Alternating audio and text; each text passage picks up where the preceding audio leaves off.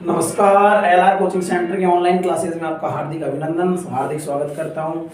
तो देखिए, कक्षा 10 का एक टॉपिक आज हम नया स्टार्ट करने वाले हैं जिसका नाम है दो चरों वाला रैखिक समीकरण युग्म। आज हम इस टॉपिक चालू करने वाले हैं दो चरों का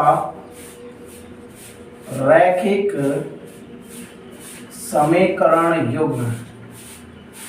इसके बारे में अपन थोड़ी सी बात करनी है क्योंकि जो यूनिट आपकी है ये 9 नंबर की यूनिट है कक्षा 10 के अंदर। दो चरों का जो रैखिक समीकरण युग्म, इसका मतलब क्या होता है, किस तरीके से इसमें क्वेश्चन बनते हैं, किस तरीके के क्वेश्चन इसमें आते हैं, इन सभी बातों के हमको क्या करनी है, चर्चा करनी है। तो यहाँ से सबसे पहले अपन बात करेंगे कि चर और अचर के बारे में तो अपन जानते हैं। सबसे पहले बात है रैखिक का मतलब क्या होता है। रैखिक का मतलब क्या होता है, तो देखिए रैखिक का मतलब होता है जिसमें चर की अधिकतम घात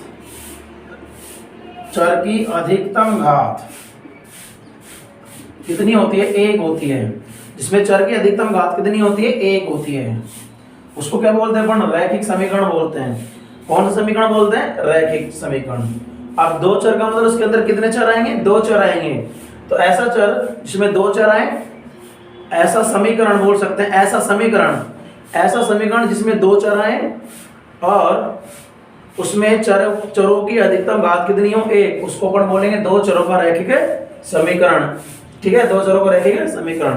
अब सबसे पहले युग्म को थोड़ा सा अपन बोलते हैं। दो चरों का रैखिक समीकरण की बात कर लेते हैं। दो चरों का रैखिक समीकरण, दो चरों का रैखिक समीकरण। अब दो चरों का रैखिक समीकरण की अपन बात कर रहे हैं। दो चरों का रैखिक समीकरण का जो इसका स्टैंडर्ड रूप है, मानक रूप की अपन बात करें। मानक रूप का मतलब, ये मानक रूप या सामान्य रूप, इसका मतलब ये होता है कि वो समीकरण किस रूप का हो सकता है। तो इसका जो रूप होता है वो होता है अपना ax + by + c बराबर 0। कैसे मानक रूप होता है, ax + by + c बराबर 0, जहां ये हमारा x का पद है। कौन सा पद है, x का पद। और ये दूसरा ये पद है हमारा, कौन सा है, y का पद। किसका पद है, y का पद। और तीसरा जो पद है वो कौन सा है, हमारा अचर पद है। कौन सा पद है, अचर पद। तो पहला पद है वो कौन सा है, x का पद है। दूसरा पद क्या है, y का पद है। और तीसरा पद कौन सा है, हमारा अचर पद है। अब इसी में अपन थोड़ा सा आगे चले हैं। तो सबसे पहले जो बड़ा क्वेश्चन ये है कि क्या एक समीकरण में अगर दो चर होते हैं तो उस समीकरण को हम हल कर सकते हैं या नहीं कर सकते हैं, उसके ऊपर वो थोड़ी सी क्या करनी पड़ेगी, चर्चा करनी पड़ेगी। तो आगे अपन चलते हैं कि अगर एक समीकरण, अभी हम युग्म के ऊपर आ ही नहीं रहे हैं, हम केवल दो चरों का रैखिक समीकरण ही पढ़ रहे हैं, युग्म की ऊपर बात ही नहीं कर रहे। हालांकि अपन को जो हल पढ़ना है वो रैखिक समीकरण युग्म का पढ़ना है, लेकिन अभी इससे पहले ये तो क्लियर हो जाना चाहिए कि अगर एक दो चर वाला रैखिक समीकरण सिंगल हो, अगर दो चर वाला एक ही रैखिक समीकरण हो तो उसका क्या हम हल नहीं कर पाएंगे, या नहीं कर पाएंगे तो क्यों नहीं कर पाएंगे, उसके हमको थोड़ी सी क्या करनी है, बात करनी है। तो इसका मानक रूप हो गया। अब देखिए यहां से, जैसे मान लीजिए अपने पास में दो चरों का एक रैखिक समीकरण ले लेते हैं। दो चरों का एक रैखिक समीकरण ले लें, जैसे x 2x + y बराबर 6। ये हमने एक समीकरण ले लिया 2x + y बराबर 6। अब इस समीकरण को हल करना है। हल करने का मतलब हल करना है, अब वो आगे की बात है कि हल होता है कि नहीं होता है। लेकिन सबसे पहली बात है तो हल करने का मतलब क्या होता है कि भाई x और y का मान निकाल लेना है। x और y का क्या निकाल लेना, मान। तो अगर अपन यहाँ से y का मान निकालेंगे तो y का जो मान आएगा वो कितना आएगा, 6 - 2x। इस 2x का क्या कर दिया अपने, साइड ट्रांसफर कर दी। इसका मतलब y का जो परफेक्ट मान यहाँ पर प्राप्त नहीं हुआ है। y का मान किसके ऊपर निर्भर कर रहा है, x के मान के ऊपर निर्भर। अगर मैं x का मान रखता हूं तो मुझे y का मान मिल जाएगा, और अगर मैं x का मान नहीं रखता हूं तो मुझे y का मान नहीं मिलेगा। यानी यहाँ से जो y का मान है वो पूर्ण रूप से x से स्वतंत्र नहीं है। यानी ऐसा नहीं है x का मान रखेंगे तो ही y का मान मिलेगा, अन्यथा y का मान नहीं मिलेगा। और अगर इसी की मदद से अपन x का मान निकालें तो 2x का मान कितना आएगा, 6 - y। यहाँ से x का मान कितना आएगा, 6 - y/2। यानी x का जो मान आया y x का जो मान आया उस y x के मान में कौन किसका पद आ रहा है, y का पद आ रहा है। इसका मतलब x का जो मान है y से स्वतंत्र अभी भी नहीं है। इसका मतलब ये है कि जब अपन y के मान रखे जाएंगे तभी हमको x के मान प्राप्त होंगे। इसका मतलब सीधा सीधा ये है कि अगर एक समीकरण में दो राशियां अज्ञात हो, अगर एक समीकरण में दो राशियां अज्ञात हो या दो चर विद्यमान हो तो हम उनको हल नहीं कर सकते, उनका मान प्राप्त नहीं कर सकते। इस बात का विशेष रूप से आपको क्या रखना है, ध्यान रखना है। इसलिए पहली बात तो यहां से ये क्लियर होती है कि अगर एक समीकरण में दो चर होते हैं, अगर एक समीकरण में कितने चर होते हैं, दो चर होते हैं, तो उस समीकरण को अपन हल नहीं कर पाएंगे। ऑलराइट, अब आगे अपन चलते हैं। अब हम पढ़ेंगे रैखिक समीकरण युग्म की बात करेंगे। किसकी बात करेंगे, रैखिक समीकरण युग्म। फिलहाल अभी हमने पढ़ा था रैखिक समीकरण दो चरों वाला, दो चरों का रैखिक समीकरण। तो दो चरों का रैखिक समीकरण मानक रूप था वो क्या था, सबसे पहले तो सब x का पद आ जाएगा, यानी ax plus by plus c बराबर 0। जहां मैंने बताया था ax यानी x का पद है, ये y का पद है और ये अचर पद है। लेकिन अगर a के बारे में खाली कहा जाएगा a क्या है, तो a के बारे में बोलना है x का गुणांक है, कोएफिशिएंट ऑफ x। x का गुणांक क्या बोला जा रहा है कि भाई x के गुणा में लग रहा है, इसलिए इसका नाम क्या पड़ गया, x का गुणांक। और b क्या है, y के गुणा में लगी संख्या है, तो b को क्या बोला जाएगा, y का गुणांक। और c ना तो x के गुणा में लग रही है ना ही y के गुणा में लग रहा है, तो c को बोला जाएगा आपका अचर पद। तो b है हमारा y का गुणांक और c है हमारा अचर पद। c कौन सा, अचर पद, या इसको अचर गुणांक भी कहा जाता है। लेकिन चूंकि अभी अभी हमने पढ़ा था कि अगर एक समीकरण हो और उसके अंदर दो चर राशियां हो या अज्ञात राशियां हो तो हम उनका मान निकाल ही नहीं सकते। भाई उनका मान क्या नहीं कर सकते, पर निकाल ही नहीं सकते। तो फिर ऐसे कितने समीकरणों की आवश्यकता होगी, दो समीकरणों की आवश्यकता होगी। तो फिर वहां से जो हल निकलेगा वो रैखिक समीकरण युग्म का हल होगा। किसका हल होगा, रैखिक समीकरण युग्म का। तो इसका मतलब ऐसे हमको कितने समीकरण मिलेंगे युग्म में, दो समीकरण मिलेंगे। कैसे समीकरण मिलेंगे, ऐसे दो। रैखिक समीकरण युग्म में ऐसे कितने समीकरण मिलेंगे, दो समीकरण मिलेंगे। और चर दोनों में कितने मिलेंगे, दो ही चर मिलेंगे। इसका मतलब अपन आप बात कर लेते हैं रैखिक समीकरण युग्म की, दो चरों वाला रैखिक समीकरण युग्म। तो यहां से अपन बात करें दो चरों का रैखिक समीकरण, और नाम के आगे लगा दीजिए युग्म है, युग्म। दो चरों का रैखिक समीकरण युग्म। अब चर तो कितने रहेंगे, दो। रैखिक क्यों बोला है, क्योंकि उनकी घात कितनी रखनी है, एक। और समीकरण युग्म, युग्म का मतलब ऐसे कितने समीकरण होंगे, दो समीकरण होंगे। यानी समीकरण का क्या होगा, एक जोड़ा होगा। तो इसका जो स्टैंडर्ड रूप है, मानक रूप की अपन बात करेंगे। मानक रूप है, इसी को क्या बोलते हैं अपन, सामान्य रूप। इसका जो मानक रूप या सामान्य रूप है वो इसमें कितने समीकरण आएंगे, दो समीकरण आएंगे। तो आपको पता है कि भाई x के y के और अचर पद है वो क्या हो सकता है, आपके अलग अलग हो सकते हैं। इसलिए एक में तो अपन क्या लगा लेते हैं, a1x plus b1y plus c1 बराबर 0। एक समीकरण तो ये हो गया रैखिक समीकरण। और दूसरा समीकरण का मानक रूप होता है a2x plus b2y plus c2 और बराबर 0। यानी एक में तो हम क्या लगा लेते हैं, 1 1 लगा लेते हैं गुणांकों के, a1 b1 c1। और दूसरे गुणांकों में क्या लगा लेते हैं, a2 b2 c2। जहां पर आपको जो a1 और a2 हैं ये दोनों के दोनों किसके गुणांक कहलाएंगे, x के गुणांक। ये किसके गुणांक कहलाएंगे, x के गुणांक कहलाएंगे, क्योंकि ये भी x के गुणा में लग रहा है तो ये भी x के गुणा में लग रहा है। और दोनों समीकरणों को संयुक्त रूप से क्या बोला जाता है, रैखिक समीकरण युग्म। क्या बोलेंगे, रैखिक समीकरण युग्म बोलेंगे। तो a1 और a2 किसके गुणांक है, x के गुणांक है। b1 और b2 ये किसके गुणांक है, y के गुणांक है। तो b1 और b2 ये किसके गुणांक है, y के गुणांक है। और c1 और c2 ये दोनों के दोनों किसके गुणांक है, अचर गुणांक है। ये अचर पद है, अचर पद या अचर गुणांक हैं। इसका मतलब हमारे रैखिक समीकरण युग्म में कुल कितने गुणांक हो गए? 6 गुणांक हो गए। कुल गुणांक कितने हो गए? 6। a1 b1 c1 a2 b2 और c2। इस तरीके से अपन रैखिक समीकरण गुणांकों की बात कर सकते हैं। रैखिक समीकरण युग्म को हल करने की विधियों के बारे में अपन बात करेंगे, लेकिन इससे पहले ये तो क्लियर हो जाना चाहिए कि क्या हमको गुणांक पहचानना आता है या नहीं आता, उसकी भी हमको थोड़ी सी क्या कर लेनी चाहिए, चर्चा कर लेनी चाहिए। तो यहाँ से थोड़ा सा अपन क्या करते हैं और आगे बढ़ते हैं। आपको सभी चीजें बताई जाएगी, किस तरीके से भाषा से समीकरण कैसे बनाया जाता है, समीकरणों को हल कैसे किया जाता है, एक चर वाले समीकरण को हल कैसे किया जाता है, दो चर वाले समीकरणों को हल कैसे किया जाता है, उन सभी बातों की हम क्या करेंगे, चर्चा करने वाले हैं। तो अब हम बात कर रहे हैं, जैसे मान लीजिए हमको एक रैखिक समीकरण युग्म दे दिया, रैखिक समीकरण युग्म। तो रैखिक समीकरण युग्म में आपको कितने समीकरण देगा? 2 समीकरण देगा।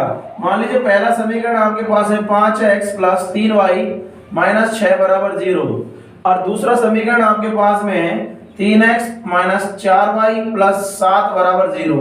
ये 2 समीकरण आपके पास में हैं।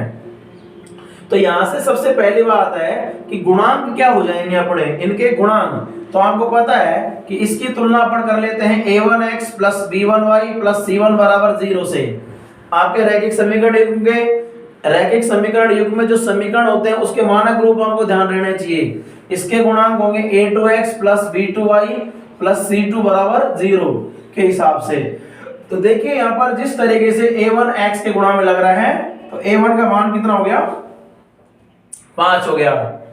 b1 किसके गुणा में लग रहा है? y के गुणा में। तो y के गुणा में यहाँ पर कितना लग रहा है? 3। तो b1 का मान कितना हो गया? 3। और प्लस का c1 है अचर पद, और यहाँ पर कितना है? -6। तो c1 का मान कितना हो गया आपका? -6। दूसरा, इसकी तुलना इससे करें तो a2 का मान कितना हो गया? 3। और b2 का मान कितना है? -4। और उसके बाद में y के बाद में यहाँ पर कितना है? +7। और y के पद के बाद में यहाँ पर कितना है? c2। तो c2 के मान बाद में कितना है अपना? 7 है। हालांकि इन गुणांकों को हम उल्टा भी मान सकते हैं। उल्टा कैसे मान सकते हैं कि इसको अपन a1x, इसको a1 b1 c1 और इनको a2 b2 c2 भी कह सकते हैं, क्योंकि इसमें सीक्वेंस का कोई मतलब नहीं होता है। लेकिन फिर भी जैसे पहला समीकरण है तो उसके गुणांकों को हम 1 1 मान लेते हैं और दूसरे समीकरण के गुणांकों को 2 2 लगा के मान लेते हैं। तो इस तरीके से अपन गुणांकों की भी थोड़ी सी अपन क्या होनी चाहिए, नॉलेज होनी चाहिए। अब नेक्स्ट और ले लेते हैं अपन, थोड़ी सी यहाँ पर प्रैक्टिस कर लेते हैं। जैसे मान लो आपके पास में है 2/3x - 5y = 7, और एक समीकरण आपके पास में 3x - 6y + 8 = 0। ये 2 समीकरण हैं। यहाँ से आपको गुणांक बताने हैं a1 b1 c1 a2 b2 c2। तो आपके गुणांकों की तुलना सबसे पहले करनी है, लेकिन उससे पहले हमारे जो समीकरण है वो कैसे रूप में होने चाहिए? मानक रूप में होने चाहिए। मानक रूप का मतलब क्या होता है? समीकरण अच्छे रूप में होने चाहिए। अच्छे रूप का मतलब ओरिजिनल रूप होना चाहिए। और मानक रूप या ओरिजिनल रूप ये कहता है कि बराबर में केवल क्या मिलना चाहिए? 0 मिलना चाहिए। a1x + b1y + c1 बराबर में क्या मिलना चाहिए? 0 मिलना चाहिए। इसका मतलब 7 का क्या कर लो? पक्षांतरण। और 7 का जैसे हम पक्षांतरण करेंगे तो क्या आएगा? 2/3x - 5y, और 7 इधर जाएगा तो -7 बराबर कितना हो गया? 0। तो सबसे पहला बड़ा सवाल ये है कि क्या इस समीकरण में फर्क है?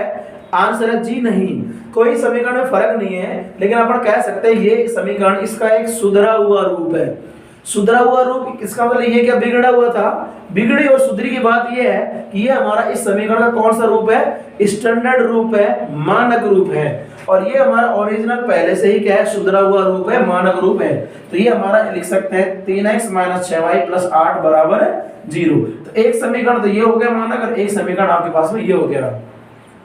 तो अपन बात करें a1 का मान, तो इसके गुणांकों को तो a1 b1 और c1 मान लेते हैं, और इसके गुणांकों को a2 b2 और c2 मान लेते हैं। तो इसका मतलब जो a1 का मान हो गया वो कितना हो गया? 2/3 हो गया। और b1 का मान कितना हो गया? -5 हो गया।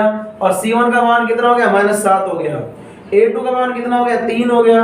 b2 का मान कितना हो गया? -6 हो गया। और c2 का मान कितना हो गया? 8 हो गया। इसका मतलब a1 का मान आपका कितना लिख सकते हैं? 2/3। b1 कितना हो गया? -5। और c1 कितना हो गया? -7। इसी तरीके से a2 का मान कितना हो गया 3, b2 का मान कितना है -6 और c2 का जो मान है वो कितना है +8। तो इस तरीके से हमको रैखिक समीकरण युग्म के गुणांक पहचानने आने चाहिए। ये सारे के सारे छहों के छहों संयुक्त रूप से रैखिक समीकरण युग्म के गुणांक कहे जाते हैं। क्या कहलाए जाते हैं? गुणांक कहलाए जाते हैं। अब ये तो हमने रैखिक समीकरण युग्म के बारे में हमने पढ़ लिया था। कितने चरों का रैखिक समीकरण की बात कर रहे हैं? 2 चरों का। अब 2 चरों का रैखिक समीकरण युग्म को हल कैसे किया जाता है, कितनी इनकी विधियां हैं, इनकी थोड़ी सी हमको क्या कर लेनी चाहिए, चर्चा कर लेनी चाहिए। अब देखिए यहां से अपन आगे चलते हैं। इससे पहले अपन एक चर वाला रैखिक समीकरण की थोड़ी सी क्या कर लेते हैं, बात कर लेते हैं। एक चर वाले रैखिक समीकरण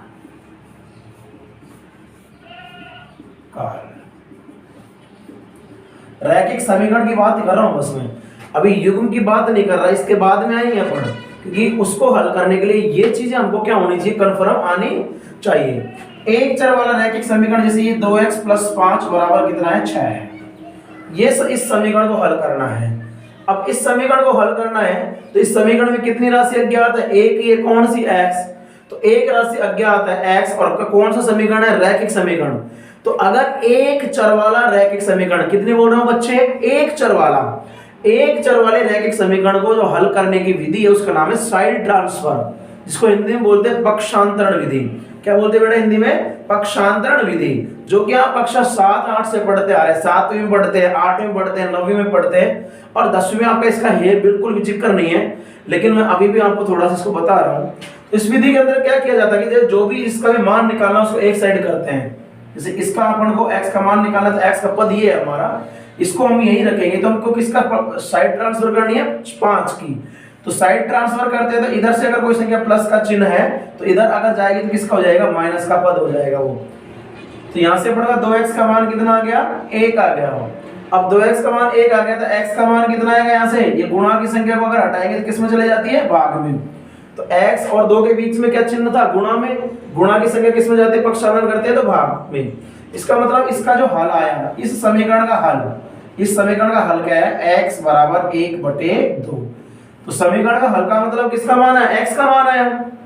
अब x का मान अगर इस समीकरण में से निकाला ही है तो समीकरण ने एक तरीके से जन्म दिया x के मान को, तो ये x का मान इसको क्या करेगा, संतुष्ट करेगा। क्या करेगा, संतुष्ट करा लीजिए। बोले संतुष्ट कैसे कराइए, संतुष्ट कराने का मतलब इस समीकरण में x की जगह कितना रख दीजिए, 1/2। तो क्या आएगा, 2 × 1/2 + 5 = 6। तो 2 से तो ये 2 कट गया, कितना बच गया, 1 + 5 = 6 और 6 = 6। तो बेटा रसगुल्लो सबसे बड़ी बात यह है कि x = 1/2 को जन्म देने वाला ये समीकरण था, तो इसका मतलब ये तो इसको हल संतुष्ट करेगा कि नहीं करेगा। मान लो कोई बाप ने या कोई पेरेंट्स ने किसी बच्चे को जन्म दे दिया, तो वो जो बच्चे हैं वो अपने पेरेंट्स को संतुष्ट करेंगे कि नहीं करेंगे, बिल्कुल करना चाहिए, करना भी चाहिए, क्योंकि उन्होंने उसको जन्म दिया है। तो इसका मतलब ये है कि इस x = 1/2 का जन्म कहां से हुआ है, इस समीकरण से हुआ है। तो क्या x का ये मान इस समीकरण को संतुष्ट करेगा कि नहीं करेगा, बिल्कुल करेगा, क्योंकि जन्म इसी समीकरण से हुआ है। तो समीकरण के हल से क्या तात्पर्य हुआ कि सर चर का वह मान जो समीकरण को क्या करना चाहिए, संतुष्ट करना चाहिए, उस मान को ही क्या कहा जाता है, हल कहा जाता है। तो एक समीकरण अगर रैखिक समीकरण हो हमारे पास में, एक चर वाला, चर कितना हो, एक चर वाला अगर रैखिक समीकरण हो तो उसको हल कौन सी विधि के द्वारा किया जाता है बेटा, पक्षांतरण। ध्यान रहे मैं अभी रैखिक समीकरण की बात कर रहा हूं, अभी द्विघात समीकरण पर नहीं आ रहा। आप कहीं मुझे ब्लेम करें कि सर आप एक चर वाले की बात कर रहे हो तो द्विघात में तो और भी विधियां चलती है, तो मैं कौन से समीकरण की बात कर रहा हूं, रैखिक समीकरण की बात कर रहा हूं। कौन समीकरण की बात कर रहा हूं, रैखिक समीकरण की क्या कर रहा हूं, यहां पर बात कर रहा हूं। अब यहां से आगे चलते हैं। अभी हमने एक चीज तो क्लियर पढ़ ली कि अगर किसी समीकरण में एक से ज्यादा चर होते हैं, या अगर किसी समीकरण में 2 चर होते हैं और 2 चर वाला एक रैखिक समीकरण होता है, तो अपन को x और y के मान प्राप्त नहीं हो पाएंगे। जैसा कि अपन ने यहाँ पढ़ा था x + y बराबर कितना पढ़ा था, 6। एक समीकरण ले लियो वापिस। तो अगर हम x का मान यहाँ से निकालते हैं, तो x का मान निकालते हैं तो इसका मतलब y का क्या करना पड़ेगा, पक्षांतरण। तो कितना आएगा, 6 - y। तो मैं तो आपसे एक चीज पूछ रहा हूँ कि क्या x का वास्तविक मान निकला, तो आप बोले सर नहीं, x का वास्तविक मान तो नहीं निकला। आपसे पूछूंगा भाई क्यों नहीं निकला, बोले सर x का मान तो अभी भी किसके ऊपर निर्भर कर रहा है, y के मान के ऊपर निर्भर कर रहा है। अगर y का मान रख दो तो x का मान मिल जाएगा, अगर y का मान नहीं रखोगे तो x का मान नहीं मिलेगा। फ्यूचर में मान लो मैं y की जगह कितना रख देता हूँ 0, यहाँ पर y की जगह क्या रख देता हूँ 0, तो x का मान कितना आएगा 6 - 0, तो x का मान कितना आ गया 6 आ गया। तो एक जोड़ा बन गया क्या 6, 0, यानी x का मान 6 और y का मान 0। तो अगर इस समीकरण में x की जगह 6 और y की जगह 0 रखेंगे तो इस समीकरण को क्या करेगा, ये जोड़ा संतुष्ट करने वाला है। इसका मतलब ये जोड़ा इस समीकरण का क्या हो जाएगा, हल। सवाल ये है कि अभी तो आप बोल रहे थे कि सर इस समीकरण में अगर एक समीकरण में दो चर है तो उसको हम हल नहीं कर पाएंगे। बेटा बिल्कुल नहीं है, ये जरूरी नहीं कि यही समीकरण का हल है, और भी हो सकता है। जैसे अपन इसमें y की जगह कितना रख रहे हैं 1, तो y की जगह जैसे इसके अंदर 1 रखेंगे तो x का मान कितना आएगा 6 - 1, तो x का मान कितना है 5, एक जोड़ा बन गया 5,1। और ये भी मान अगर इसमें रखेंगे तो इसको ये भी क्या करेगा, संतुष्ट करेगा। इसका मतलब सीधी सी बात ये हुई कि ऐसे तो बहुत सारे ऐसे जोड़े निकल जाएंगे x और y के, जो समीकरण क्या करेंगे, संतुष्ट। सवाल ये है कि किसको अपन उसका हल कहेंगे, किस किस का बच्चा हो जाएगा ये। मतलब ये है कि इसका मतलब ये है कि अगर एक समीकरण में दो राशियां ज्ञात है तो अपन उसको हल नहीं करके उनका मान नहीं निकाल सकते हैं, जैसा कि हम x और y का कोई पर्टिकुलर मान यहाँ से नहीं फाइंड आउट कर सकते हैं। इसीलिए यहाँ पर एक समीकरण की नहीं बल्कि दो समीकरणों की जरूरत पड़ती है। इसीलिए हम कक्षा 10 में एक टॉपिक पढ़ते हैं, दो चरों का रैखिक समीकरण युग्म। तो अब हम बात कर रहे हैं दो चरों के रैखिक समीकरण युग्म को हल करने की विधियां।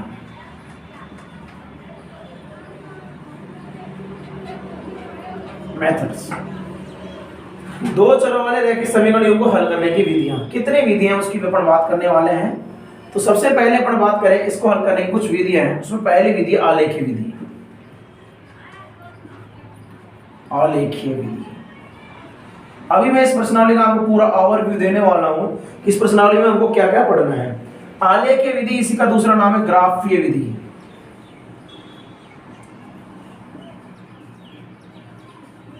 आलेखीय विधि, इसका नाम दूसरा नाम है ग्राफ विधि। यहां से एक क्वेश्चन आपका डेफिनेट आएगा, कितने नंबर का, 6 मार्क्स का आएगा, कोई नहीं रोकेगा उसको। दो चरों के रैखिक समीकरण को हल करने की विधियां की अपन बात कर रहे हैं। दो चरों के रैखिक समीकरण को हल करने की विधियों, पहली विधि आलेखीय विधि है, उसको क्या बोलते हैं, ग्राफीय विधि। तो एक तो इसमें से आएगा 6 नंबर का। दूसरी विधि है प्रतिस्थापन विधि।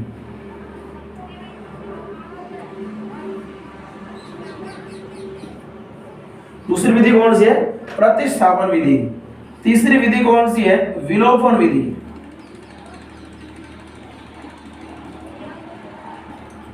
तीसरी विधि कौन सी है, विलोपन विधि। और चौथी विधि है वज्र गुणन विधि। वज्र गुणन विधि। तो अगर दो चरों वाले रैखिक समीकरण युग्म को हल किया जाए तो उसमें कितनी विधियां, 1 2 3 4 विधियां चलती हैं। मैंने कहा था कि पूरी प्रश्नावली 9 नंबर की है, लेकिन उसमें से 6 नंबर की आपकी ग्राफ आएगी। ग्राफ का मतलब होता है, ग्राफ जहां पर भी आपकी दोनों ग्राफ कटती है वहां पर एक मान निकलता है एक्स और वाई का, वो हमारा क्या बनता है, उत्तर बन जाता है। तो आलेखीय विधि एक तो आपकी आलेखीय विधि है या ग्राफीय विधि बोल सकते हैं। दूसरी विधि कौन सी है, प्रतिस्थापन विधि। तीसरी कौन सी है, विलोपन विधि। और चौथी कौन सी है, वज्र गुणन विधि। इन सभी विधियों की हम बारी बारी से चर्चा करेंगे। आलेखीय विधि ग्राफ किस तरीके से बनाया जाता है इसकी भी हम चर्चा करने वाले हैं, लेकिन इससे पहले कुछ हमको सीखना है। अब हमको क्या सीखना है इसकी भी हमको थोड़ी सी क्या कर लेनी चाहिए, चर्चा कर लेनी चाहिए। अब चर्चा किसकी बात करें कि लैंग्वेज से समीकरण कैसे बनाए थे बेटा, उसको हम थोड़ा सा क्या कर लेते हैं, सीख लेते हैं। अगर ये हमारा सेशन आपको पसंद आ रहा है तो प्लीज हमारे चैनल को लाइक कीजिए, शेयर कीजिए, सब्सक्राइब कीजिए, शेयरिंग कीजिए, ताकि जो ये सुविधा है ऑनलाइन जो फ्री में आपको पढ़ाया जा रहा है इसका जो फायदा है और बच्चों को भी मिल सके। आपके रिश्तेदारों में है या किसी को भी, जहाँ पर भी कोई भी बच्चा पढ़ता है उस तक शेयर कीजिए, ताकि और उससे बोलिए कि बिल्कुल बहुत अच्छी तरीके से यहाँ पर आपको प्रिपेयर किया जाएगा, तैयार इसमें किया जाएगा। मेरा वादा है कि अपना टारगेट यही है कि 100/100 मार्क्स लाना ही हमारा टारगेट रहता है LR कोचिंग सेंटर का। तो इससे पहले एक टॉपिक अपन बात कर लेंगे, यहाँ पर थोड़ी सी बात करेंगे कि किस तरीके से लैंग्वेज से समीकरण बनाए जाते हैं। यहाँ पर मैं बात कर लाता हूं भाषा से समीकरण, भाषा के अनुसार समीकरण का निर्माण करना।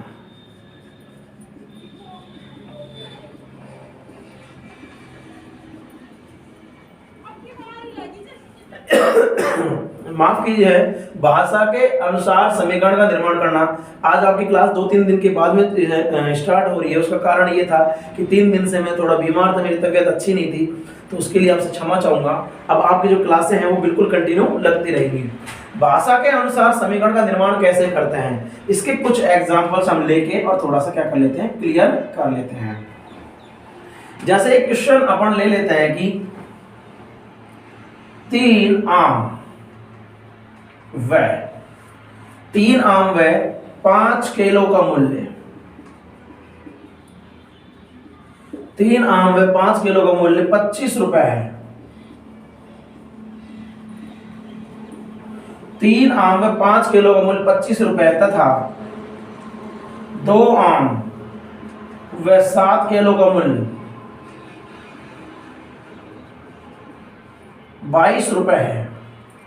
तो इस समस्या को बीजीय रूप में व्यक्त करना है। बीजीय का मतलब होता है समीकरण रूप में व्यक्त करना। तो मेरे लाल और लालियों, एक भी बच्चे को घबराने की जरूरत नहीं है, हमको बस लैंग्वेज पकड़ने की बात है। आपको हमेशा ये जो मैंने पहला टाइप का लिया है, क्वांटिटी टाइप क्वेश्चन है। यानी आपको क्वांटिटी का मतलब होता है कि आपको 3 आम और 5 किलो का मूल्य दे रखा है 25 रुपए, और 2 आम और 7 किलो का कुल मिलाकर मूल्य कितना दे रखा है 22 रुपए। तो आपको हमेशा ध्यान रखना, ऐसे क्वेश्चनों के अंदर आपको एक इकाई का मूल्य मानना है, क्योंकि एक इकाई के मूल्य से बाकी जितने भी इकाइयों का मूल्य हम ज्ञात कर सकते हैं। फॉर एग्जांपल के लिए इसके एक एग्जांपल थोड़ा सा हम सेट करते हैं कि मान लीजिए आप केले सब्जी वाले के पास में गए, सब्जी वाले से आपने पूछा कि एक आम कितने का है। आप एक आम का मूल्य पूछोगे, एक आम कितने का है, तो वो बता देगा एक आम 5 रुपए का है। शायद मेरे सामने मिलेगा नहीं, लेकिन लगा लीजिए एक आम कितने का है, 5 रुपए का। तो आप बोले सर एक आम अगर 5 रुपए का तो 2 आम कितने हो जाएंगे, बोले 5 और गुणा 2 कर ले, कितना आएगा 10 रुपए का। एक आम अगर कितने रुपए का है, 5 रुपए का, तो 2 आम कितने हो जाएंगे, 5 दूनी 10, 3 आम कितने रुपए के हो जाएंगे, 5 गुणा 3 कितने, 15 रुपए के। ऐसे ही अगर आप 4 आम की बात कर लेते हैं, 4 आम कितने रुपए हो जाएंगे, तो 4 आम का मूल्य कैसे निकालेंगे, तो आप बोले सर एक आम का मूल्य कितना है 5 रुपए, कितने का निकालना है, 4 का, तो 4 से गुणा कर लो, कितने रुपए 20 रुपए। और ऐसे हमने कितने आम खरीद लिए, x आम खरीद लिए, कितने आम खरीद लिए, x आम। तो x आम का मूल्य कितना हो जाएगा, एक आम का मूल्य कितना है 5 रुपए, x आम का मूल्य कितना हो जाएगा 5 को x से क्या कर लो गुणा, ये 5 आमों का मूल्य कितना हो गया 5 गुणा x, यानी 5x रुपए। समझना बेटा जी। इसलिए मात्रात्मक संबंधी क्वेश्चनों में आपको जितने भी राशि का मूल्य दिया, आप हमेशा कितनी इकाई का मान के चलोगे, एक इकाई का मूल्य मान के चलोगे। तो जैसे आपको इसके अंदर कितने कितने का मानना है, 2 चीजें हैं, एक तो आम और एक केला। तो आपको एक कितने भी आम का मूल्य दे दे, कितने भी केलों का मूल्य दे दे, आपको मानना कितने का है, एक एक का। तो हम यहाँ पर सॉल्यूशन जब करेंगे हल, तो मान लेंगे कि मान चुके हैं कि एक आम का मूल्य कितना है, x रुपए। एक आम का मूल्य कितना है, x रुपए। यानी एक आम अगर हम खरीदेंगे तो हमको कितने रुपए देने पड़ेंगे, x रुपए देने पड़ेंगे। और एक केले का मूल्य, ये कितना मान लिया, y रुपए। एक केले का मूल्य कितना मान लिया अपन ने, y रुपए। अब प्रश्न के अनुसार हम इसकी लैंग्वेज, प्रश्न के अनुसार हम इस लैंग्वेज से क्या बनाते हैं, समीकरण। तो देखिए आपको दे रखा है 3 आम और 5 किलो का मूल्य 25 रुपए है। 25 रुपए कुल मूल्य है, जिसमें 3 तो आम का मूल्य आ गया और 5 किलो का मूल्य आ गया, और दोनों को जोड़ दिया तो 25 रुपए हो गया। तो आपको 3 आम और 5 किलो का मूल्य 25 रुपए करना है। तो देखिए आपके अनुसार आपने एक आम का मूल्य कितना माना है, x रुपए। 2 आम का मूल्य कितना हो जाएगा, 2x रुपए। और 3 आम है तो 3 आम का कितना मूल्य हो जाएगा, 3x रुपए। तो ये तो आपका आम का मूल्य हो गया, कितने आम का मूल्य हो गया, 3 आम का मूल्य हो गया। और एक केले का कितना मूल्य है, y रुपए है। एक केले का मूल्य कितना है, y रुपए। 2 किलो का मूल्य कितना हो जाएगा, 2 गुणा y रुपए। 3 किलो का कितना मूल्य हो जाएगा, 3 गुणा y रुपए। आपने केले कितने खरीदे हैं, 5, तो 5 किलो का मूल्य कितना हो गया, 5y रुपए। ये तो आपका किसका मूल्य हो गया 3 आम का, और ये 5 केलों का, और दोनों का जोड़ कर दिया जाए, दोनों को मिला दिया जाए, 3 आम का मूल्य प्लस 5 केलों का मूल्य बराबर कितना दे रखा है 25। तो आपका एक इक्वेशन तो ये बन गई कि 3x + 5y बराबर 25। मेरे हिसाब से मेरे जितने भी अच्छे वाले रसगुल्ले होंगे कोई दिक्कत नहीं आनी चाहिए। आगे की भाषा पढ़े तो 2 आम और 7 केलों को मिलाकर कितने रुपए हैं 22 रुपए, यानी 22 रुपए में 2 तो आम आ रहे हैं और 7 केले आ रहे हैं। तो हमारे हिसाब से हमने एक आम का मूल्य कितना माना था x रुपए, एक आम का मूल्य कितना माना था x रुपए, 2 आम खरीद लिए तो 2 आम का कितना मूल्य हो जाएगा 2x रुपए। तो एक आम का मूल्य x रुपए था, 2 आम का मूल्य कितना हो जाएगा 2 से गुणा कर देंगे 2x रुपए, प्लस और क्या खरीदा 7 केले, एक केले का मूल्य कितना रुपए y रुपए, 7 केलों का कितना मूल्य हो जाएगा 7y रुपए, और दोनों को मिलाकर कितना दे रखा है 22। तो ये हमारा कौन सा समीकरण बन गया, समीकरण नंबर 2 बन गया। तो ये हमारे जो फर्स्ट टाइप क्वेश्चन है वो क्वांटिटी टाइप क्वेश्चन है, मात्रात्मक क्वेश्चन कह सकते हैं, जिसमें हमको एक इकाई वस्तु का मूल्य हमको क्या करना है हमेशा मानना है, ज्यादा का हमको नहीं मानना है। इस बात का विशेष रूप से क्या रखें बेटा ध्यान रखें। और एग्जांपल अपन लेते हैं इसके अंदर, तो देखिए यहां से और एग्जांपल अपन लेते हैं, जैसे मान लो इसके एक एग्जांपल लेते हैं कि 3 बल्ले व 2 गेंद, गेंदों को लिख लेता हूं, 3 बल्ले और 2 गेंदों का मूल्य 3500 रुपए है। 3 तो बल्ले खरीद रहे हैं और 2 क्या खरीद रहे हैं गेंद, और उनका मूल्य कितना है 3500 रुपए, तथा 1 बल्ले व 4 गेंदों का मूल्य ये कितना है, ये आपका 2000 रुपए है। तो आपको इस समस्या का क्या करना है, समीकरण बनाना है। तो देखिए बेटा ये फिर कौन सा क्वेश्चन है आपका, ये मात्रात्मक क्वेश्चन आ गया। मात्रात्मक क्वेश्चन मतलब 3 तो बल्ले की मात्रा, बल्ले कितनी मात्रा में खरीदे गए 3 मात्रा में, और गेंद कितनी मात्रा में खरीदी गई है 2 मात्रा में। 3 बल्ले और 2 गेंदों का टोटल मूल्य कितना है 3500 रुपए, और फिर जाकर 1 बल्ले और 4 गेंदों का मूल्य कितना है 2000 रुपए। तो आपको इसका समीकरण बनाना है। तो मैंने बताया था कि आपको मूल्य कितने भी इकाई का दे, आपको हमेशा मानना कितने इकाई का है, 1 इकाई का मानना है, यानी एक ही तो बल्ले का मूल्य मानना है, एक ही गेंद का मूल्य मानना है। इसको सॉल्यूशन अगर अपन करेंगे, हल समीकरण बनाएंगे, समीकरण बनाने को क्या बोलते हैं बीजीय रूप में व्यक्त करना। तो एक तो बल्ले का मूल्य मान लेंगे अपन, एक बल्ले का मूल्य कितना x रुपए, एक बल्ले का मूल्य कितना मान लिया आपने x रुपए, और एक गेंद का मूल्य ये कितना मान लिया आपने y रुपए। एक बल्ले का अगर खरीदोगे तो उसको कितने रुपए दे के आओगे x रुपए दे के आओगे, और एक गेंद खरीदोगे तो उसको कितने रुपए दे के आओगे y रुपए दे के खरीद के आओगे। अब 2 स्टेटमेंट है, यहां से यहां तक का एक स्टेटमेंट है जो प्रश्न के अनुसार हम पढ़ रहे हैं।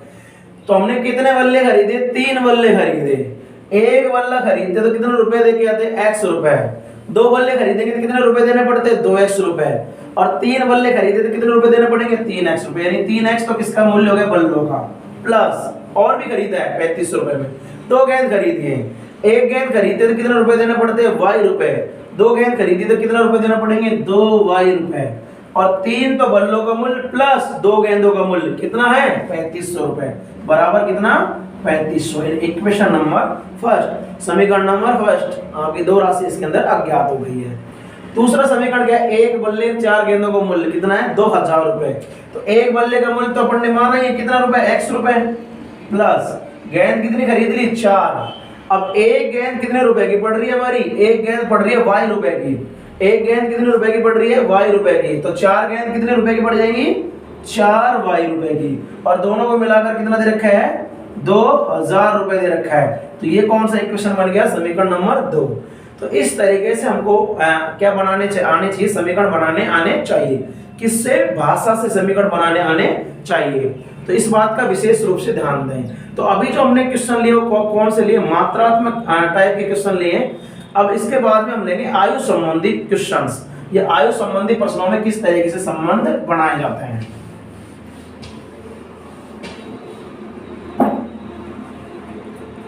अगला लेते हैं अपन आयु संबंधी।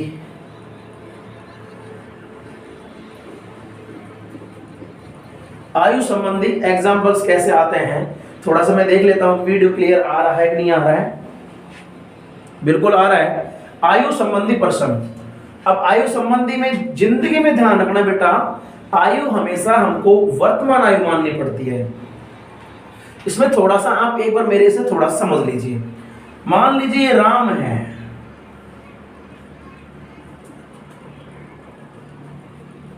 ये राम है, ये राम है। राम की अभी वर्तमान आयु, वर्तमान का मतलब प्रेजेंट, राम की जो वर्तमान आयु वो कितनी है? जैसे 40 वर्ष है। राम की वर्तमान आयु कितनी है? 40 वर्ष है। तो 40 वर्ष अभी वर्तमान है, तो 5 वर्ष पहले कितनी आयु होगी?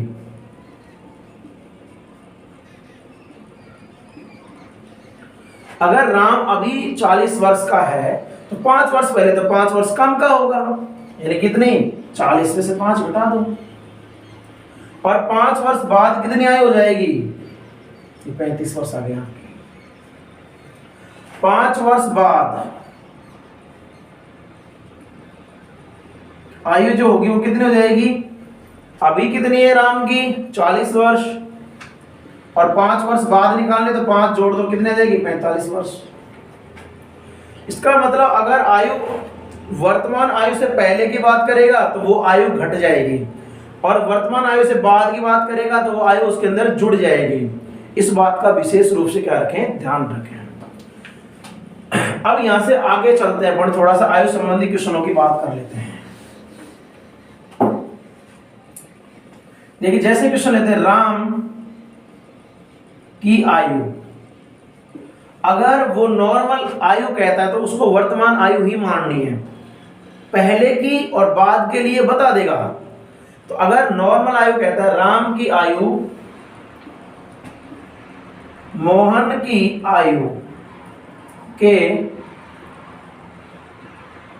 आयु से 5 वर्ष अधिक है। राम की आयु मोहन की आयु से 5 वर्ष अधिक है। थोड़ा सा मैं मोटे लिखता हूं, राम की आयु मोहन की आयु से 5 वर्ष अधिक है। तो आपका इंटरेस्ट रहेगा इसमें किस चीज का? राम और मोहन की आयु ज्ञात करने का। तो अपन को 2 चीजें हैं, एक तो राम है और एक मोहन है, दोनों की आयु इसके अंदर अपन को कंसीडर करनी पड़ेगी। तो राम की आयु कितनी मान लेंगे? राम की वर्तमान आयु, आयु हमेशा कौन सी माननी बेटा? वर्तमान आयु। x आगे क्या लगाओगे? वर्ष। x गधे हैं कि घोड़े हैं? क्या है? वर्ष है। राम की वर्तमान आयु कितनी है? x वर्ष। और मोहन की वर्तमान जो आयु होगी वो कितनी मान लिया अपन ने? y वर्ष। मोहन की वर्तमान आयु कितनी मान लिया अपन ने? y वर्ष। अब जैसा आपके क्वेश्चन के अंदर लैंग्वेज दे रखा है उसके अकॉर्डिंग अपन इस चीज को बनाते हैं। तो क्या कह रहा है देखिए, राम की आयु, तो इसका मतलब आपने जो मानी है राम की आयु उसको लिख दीजिए। तो राम की आयु कितनी मानी है? x। तो यानी ये चीज बोली उसको मैंने लिख दिया राम की आयु। तो राम की आयु लिख दिया, राम की आयु। फिर उसके बाद में राम की आयु के साथ में कोई छेड़छाड़ी नहीं है, राम की आयु लिख दी। उसके बाद उसने ये नहीं कहा कि राम की आयु का दुगना करना है कि ज्यादा करना है कि कम करना है। तो आपको क्या लगा देना है? बराबर लगा देना है। मोहन की आयु, जैसे आपने पढ़ा मोहन की आयु, तो लिख दीजिए यहाँ पर मोहन की आयु। मोहन की आयु कितनी मानी आपने? y। मोहन की आयु से 5 ज्यादा, ये मोहन की आयु थी ना, इससे 5 ज्यादा करना है तो प्लस का 5। ज्यादा करने के लिए प्लस करना पड़ता है, कम करने के लिए घटाना पड़ता है, और गुणा करने के लिए गुणा करना पड़ता है। इस बात का विशेष रूप से ध्यान रखें। तो ये तो मैंने नॉर्मल से एक एग्जांपल लिया था, और भी थोड़े से टाइट लेने वाला हूँ। यहाँ पर एज संबंधी क्वेश्चन में अपन 1-2 एग्जांपल और थोड़ा सा लेकर क्या करते हैं, इस चीज को क्या कर लेते हैं? क्लियर कर लेते हैं। जैसे मान लीजिए 5 वर्ष पूर्व,